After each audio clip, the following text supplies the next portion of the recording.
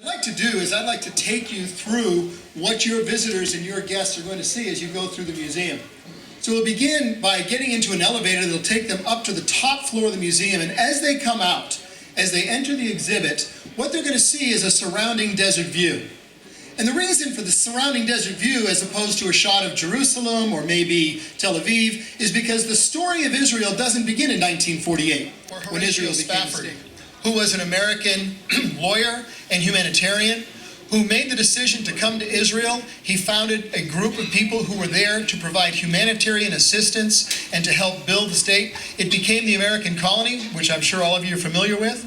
But there were people who had dreams of helping to establish the state. And that gave rise to the next group that's going to be portrayed in the museum, and that's the vision. There'll be another area of the Gallery of the Brave, and as visitors approach a sand table, they'll be greeted by a hologram of General Allenby, the great strategist of the War for Independence. And Allenby is going to lead them through a debriefing on how he was able to secure Jerusalem and set it free from the hands of the Turks. The final area of the museum is going to be showing, you'll see the visitors seated in a semicircle. But that semicircle is going to be in front of a mirror. So it's going to create the image of a complete circle. And as the visitors watch the image of the complete circle, the mirror is gradually going to be replaced with the faces of the heroes that they have come across through this entire 45-minute experience. These are the heroes of Zionism, but a glimpse of a great mosaic, defenders of the promise, friends of the people of Israel. But what begins to happen is suddenly their own faces, being shot from cameras in the room, are interspersed in the midst of these heroes. And the grand finale, pointing and pushing all of us to work together, is the task of carrying the promise forward.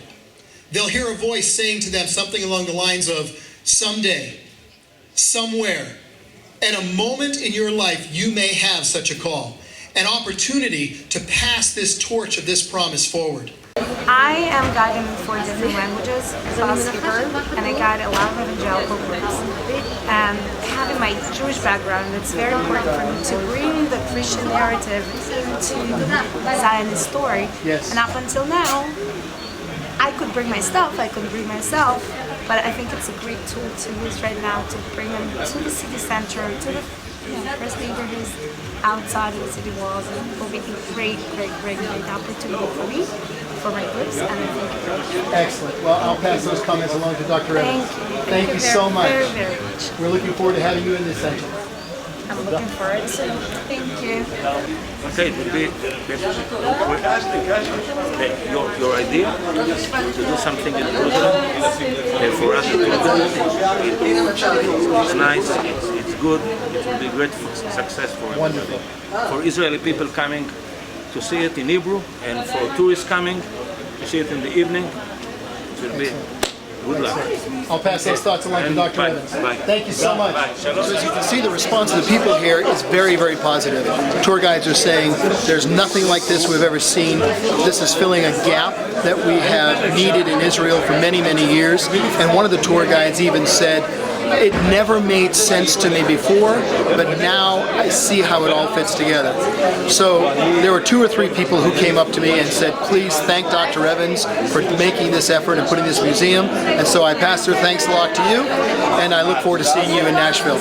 Shalom.